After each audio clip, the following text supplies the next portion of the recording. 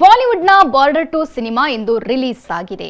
World wide release ಆಗಿರೋ border 2 ಸಿನಿಮಾವನ್ನ gulf ಕಂಟ್ರಿಯಲ್ಲಿ ಬ್ಯಾನ್ ಮಾಡಲಾಗಿದೆ ಎನ್ನಲಾಗ್ತಿದೆ. Bahrain, Kuwait, Oman, Qatar, Saudi Arabia ಮತ್ತು ದುಬೈನಲ್ಲಿ ಸಿನಿಮಾ ಪ್ರದರ್ಶನಗೊಳ್ತಿಲ್ಲ ಎನ್ನಲಾಗ್ತಿದೆ. ಈ ಬಗ್ಗೆ ಅಧಿಕೃತವಾಗಿ ಗಲ್ಫ್ ಕಂಟ್ರಿಗಳು ಮಾಹಿತಿ ನೀಡಿಲ್ಲ. ಆದರೆ ಧುರಂಧರ್ ಸಿನಿಮಾ ಬ್ಯಾನ್ ಬಳಿಕ ಈ ಸಿನಿಮಾವು ಬ್ಯಾನ್ ಆಗೋದು ಪಕ್ಕಾ ಎನ್ನಲಾಗ್ತಿದೆ. ಇದಕ್ಕೆ ಕಾರಣ 1971ರ ಇಂಡಿಯಾ ಪಾಕ್ ಯುದ್ಧದ ಹಿನ್ನೆಲೆಯ ಕಥೆಯನ್ನ ಈ ಸಿನಿಮಾದಲ್ಲಿ ಬಳಸಿರೋದು.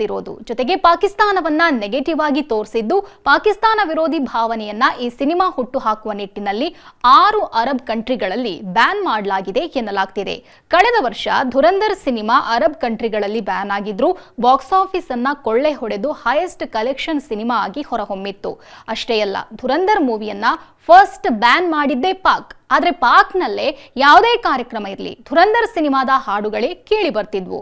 ಅಲ್ಲದೆ ಅಲ್ಲಿನ ಜನರಿಗೆ ಈ ಸಿನಿಮಾ ಹೇಗಿದೆ ಅನ್ನೋದು ಗೊತ್ತಿತ್ತು. ಅಂದ್ರೆ ಸಿನಿಮಾ ಬ್ಯಾನ್ ಆದ್ರೂ ಜನರು ತಮ್ಮ ಫೋನ್ನಲ್ಲೇ ಸಿನಿಮಾವನ್ನ ನೋಡಿದ್ರು. ಆ ಮಟ್ಟಿಗೆ ಧುರಂಧರ್ ಸಿನಿಮಾ ಟಾಕ್ ಕ್ರಿಯೇಟ್ ಮಾಡಿತ್ತು. ಈಗ ಬಾರ್ಡರ್ 2 ಬ್ಯಾನ್ ನಡುವೆಯೂ ಗೆದ್ದು ಬೀಗುತ್ತಾ ಅನ್ನೋದನ್ನ ಕಾದು ನೋಡಬೇಕಿದೆ. ಬಾರ್ಡರ್ 2 ನಲ್ಲಿ ಸನ್ನಿ ಡಿಯೋಲ್, ವರುಣ್ ಧವನ್, ದಿಲ್ಜಿತ್ ದೋಸಂಜ್ ಮತ್ತು ಅಹನ್ ಶೆಟ್ಟಿ ಪ್ರಮುಖ ಪಾತ್ರದಲ್ಲಿ ನಟಿಸಿದ್ದಾರೆ.